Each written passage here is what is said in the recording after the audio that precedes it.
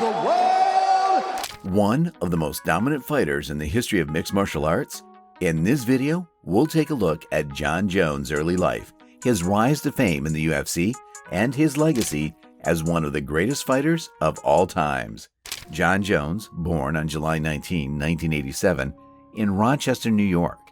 Jones began training in MMA when he found out that his high school girlfriend was pregnant with their daughter Leah.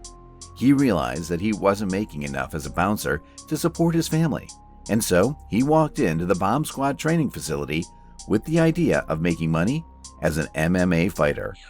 Despite the fact that he had no formal submission or striking training, within weeks, Jon Bones Jones won his first MMA fight over Brad Bernard by TKO on April 12, 2008. Later, after 6 fights, the UFC picked him up. He won his initial fight for them over Andre Gasmao at UFC 87. He inflicted his opponent with several takedowns, as well as a range of unusual blows to obtain the victory by unanimous decision. Jones' next fight was at UFC 94 versus Stephan Bonnar. Jones showed the athleticism in defeating a fan favorite in this one. Spinning back kicks, spinning back elbows, and more were on display during Jones' dominant performance here.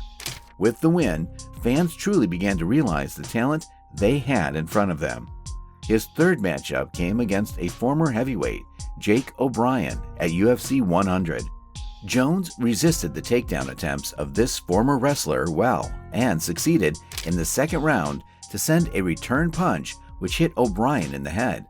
Following this blow, which makes his opponent falter, he places a modified guillotine choke, which forces O'Brien to tap. Since the beginning of his career, Jones has recorded only one defeat by disqualification following unauthorized blows. On December 5, 2009, Jones fought fellow American fighter Matt Hamill. Jones started dominating the match right from the beginning. However, as the first round was drawing to a close, Jones hit Hamill repeatedly with downward elbow strikes. As those are illegal in the sport, a point was deducted from Jones' scorecard. It was then revealed Hamill would not be able to continue because of a dislocated shoulder. As a result, Jones was disqualified. After reviewing the replays, the commission supported the referee's decision. UFC President Dana White has since stated that the loss should not have been counted and the match should have been declared a no contest. This was the first and the only loss in Jones' career. After that, Jon Jones and Brandon Vera headlined the UFC on Versus 1, the organization's first event to air on American cable channel Versus. Jones dominated the fight from the start of the match. He takes his opponent down and works ground and pound before the match is paused to deduct a point from his opponent for an unauthorized rising kick. When the fight resumed, the young American landed a powerful elbow to the face of Vera to take the victory by TKO. This move by Jones is then rewarded KO of the evening. Jones met Mauricio Rua on March 19, 2011 in the main event of UFC 128. The young fighter gets the upper hand on the champion with his aggressive kicks and knees at the start of the match, which impacts Rua, and good ground control. In the third round, Rua was outmatched by Jones' knees and punches, and the referee ended up stopping the match, declaring Jon Jones the winner by TKO. With this impressive victory over a recognized fighter, he became the youngest champion in the history of the organization since tournaments were replaced by championships after only 3 years of professional practice. According to Jones, the toughest fight of his career was against Swedish fighter Alexander Gustafsson at UFC 165. For the first time in his career, Jones was really worried during this committed match, but deemed the winner of at least 3 of the 5 rounds by the judges. He won by unanimous decision at the end of regulation time. The match went back and forth, with both men suffering lacerations and facial swelling. Glover Teixeira was announced as the next contender for the title. The fight was scheduled for UFC 169, but was quickly pushed back to UFC 170, then to UFC 171 after Jones forfeited, and finally to UFC 172. The match took place on April 26, 2014 in Baltimore, where Jones is still widely favored by bookmakers. Even though the match was not as simple as expected, Jones still controlled his opponent with kicks and grapples to win by unanimous decision and kept his belt. He thus shares with Royce Gracie the third longest unbeaten streak thanks to his 11 consecutive victories, the longest in the history of his division. He also ranks third in the number of light heavyweight wins. He also broke another record by becoming the light heavyweight with the most punches in UFC history. In early June, a new confrontation against Alexander Gustafsson was first scheduled as Jones' next fight, but the Swede injured his knee and the opportunity to win the title was then given to former Olympic wrestler Daniel Cormier. The champion handed Daniel Cormier his first ever defeat in his MMA career. He also improves on his previous records, being now at 15 wins in the division and 8 title defenses. Now, with 12 straight wins, he joins Georges St. Pierre for the second longest winning streak in UFC history. After that, Jones was supposed to fight Cormier for the second time in his career. But 3 weeks before the scheduled matchup for UFC 187, Jones was involved in a hit and run after a traffic accident. Unlike his professional career, Jones' personal life and actions weren't good at all.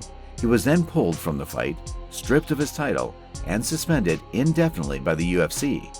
After pleading guilty in September, Jon Jones was reinstated as a UFC fighter. A fight against the new champion of the category, Daniel Cormier, is scheduled for UFC 197. However, 3 weeks before the fight, Cormier withdrew from the event due to injury. He was then replaced by Ovince St. Preux in a clash involving the interim title of the division. For his return after more than 15 months of absence, the former champion dominated the 5 rounds to win the fight by unanimous decision. With his 16th victory in the division, he equaled the record held so far by Chuck Liddell. At the start of July 2017, the UFC announced in May the organization of a fight for the belt on his return. Executives formalized the rematch between Jones and Daniel Cormier for UFC 214. Jones lands his opponent with a kick to the head, clearly ringing the champion, who staggers back to protect himself. Unbalanced, Cormier fell against the fence, and Jones only needed a few more blows before the referee stopped the fight. By winning the match by technical knockout, UFC light heavyweight champion and earned a night performance bonus. He also became the 10th fighter to win at least 2 UFC championship titles. However, a month after the event, the AADA announced that it had discovered traces of steroids in a blood sample taken the day before the fight, just after the official weigh-in. In mid-September, the second sample also tested positive for the same substance, and the California Athletic Commission decided to modify the result of the match without decision. The UFC therefore strips Jones of the title again, and the belt goes to Daniel Cormier. After his 2017 suspension was lifted, Jones claimed the championship in 2018. He faced Thiago Santos in 2019 and Dominic Reyes in 2020, and both fights ended with a win for Jones. Despite his setbacks, Jon is widely considered one of the greatest fighters of all time. His unique style, incredible athleticism, and dominance inside the octagon have earned him a place in the pantheon of MMA greats. Jon's legacy is not just about his wins and losses, but also his impact on the sport. He has inspired a generation of fighters with his creativity and willingness to take risks, and his influence can be seen in the techniques and strategies used by fighters today. Do you guys think that his fight against Cyril Gane is his last? Or will he be back again and amaze us as he used to? Give us your thoughts in the comments below. Thanks for watching, and see you in the next video.